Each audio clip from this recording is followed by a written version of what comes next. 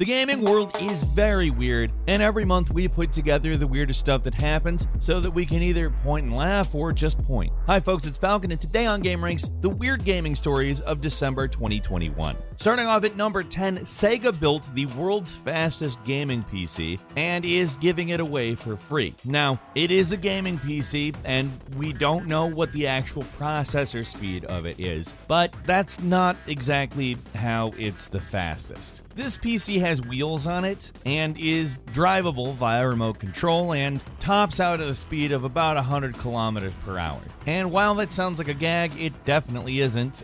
You can watch a video of this thing speeding around an actual racetrack at an absurd speed. It looks completely nuts. Completely nuts. And also it seems like it's dangerous to run a PC made of ostensibly expensive components like a couple of high-end graphics cards. Frankly, that's probably worth most of the package itself, given their scarcity. But yeah, it's probably going to beat you on the road if you're ever near it.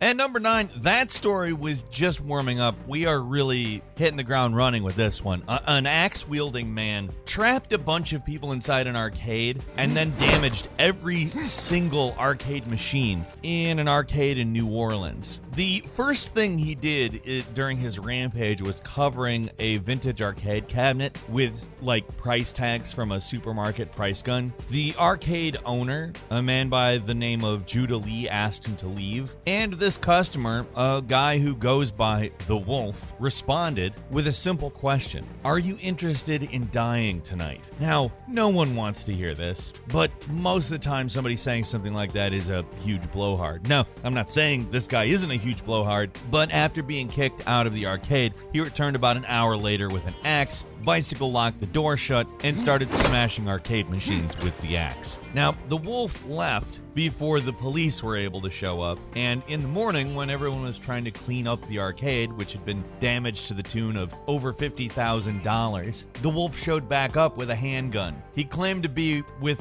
the cartel, whatever that means exactly. I mean, I have a general idea as to what he meant by that, but it was probably a lie, and he got arrested not long after that.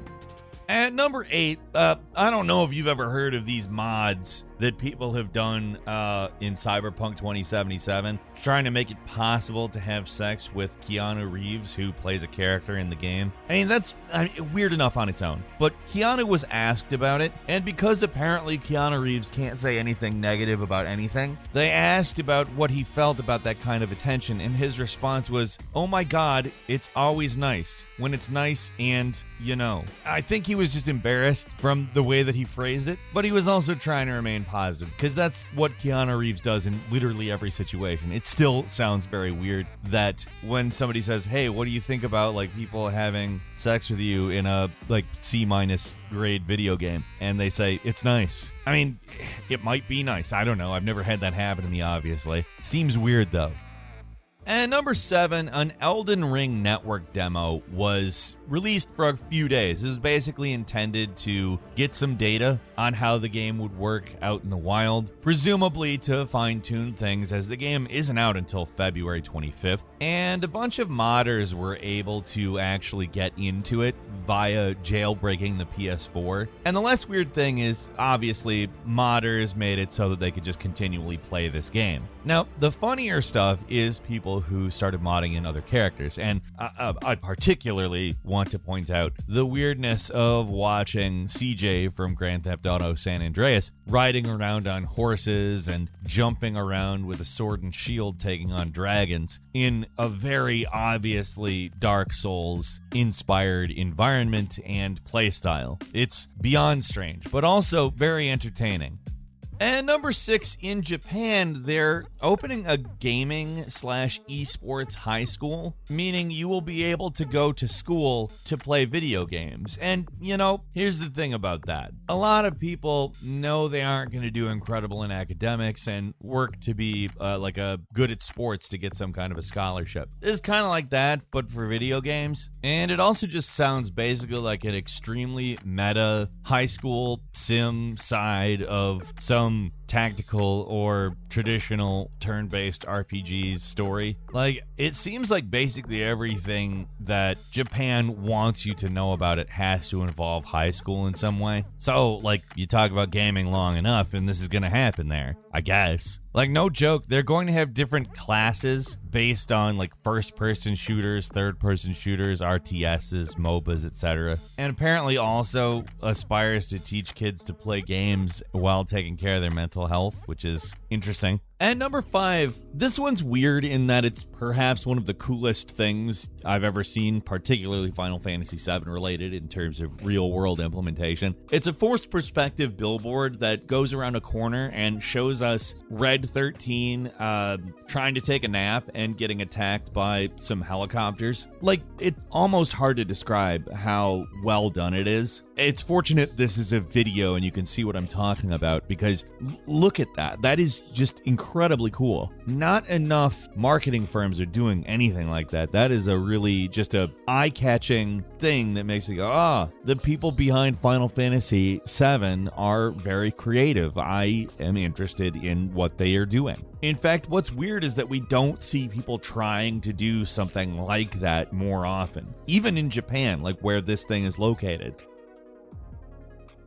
At number 4, we found out that Bully 2 was actually in development, but died a very slow and painful death by the end of 2009. The original Bully came out in 2006, and while it wasn't necessarily the biggest hit in the entire world, it's pretty well remembered as a classic, and a lot of people wanted a sequel to it. For almost 2 years, Bully 2 was in development, but because of a combination of various factors, it kind of got dismantled, and the employees that were working on it dispersed along other projects like Max Payne 3, the original Red Dead Redemption, and some of the technologies that were developed for it, like dynamic glass that could be broken, was integrated in later titles as well. More or less, the work that was done on the game certainly wasn't useless, but it obviously didn't end with us getting Bully 2. Part of the problem even was that Rockstar Games internally integrated a more crunch-oriented approach, and the studio that remastered Bully to the Scholarship Edition, taking the PS2 game and expanding both the content and making the graphics better, and was eventually purchased by Rockstar, well, they were resistant to that, and some of them actually just quit over the fact that crunch was a thing in Rockstar. They were incidentally the development studio that was leading the second Bully, so a lot of things just sort of changed around, and other aspects made it so that other people who might have been there weren't there, and the project just was slowly more or less dismantled. Bully was a controversial game, and sometimes people seem to think that the second one was canceled because they didn't want to deal with the controversy, but that clearly wasn't it. It was more of a slow and honestly kind of dull thing that caused this game not to happen.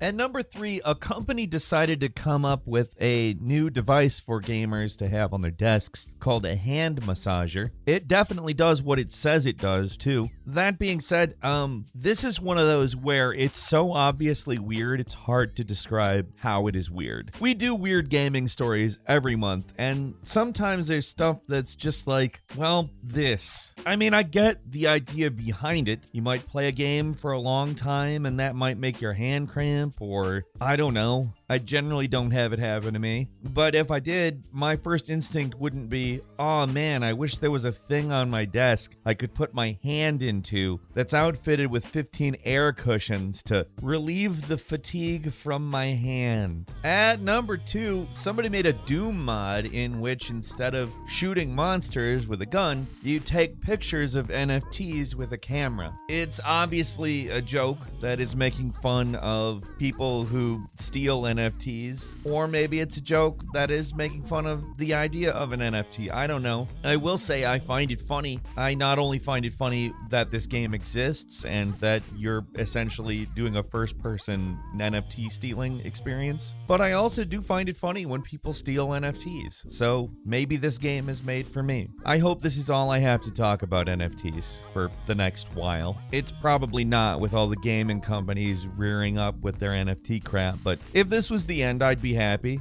And finally, at number 1, that Matrix Awakens demo that came out is probably the most realistic piece of video game art that you can experience in real time. It's amazing.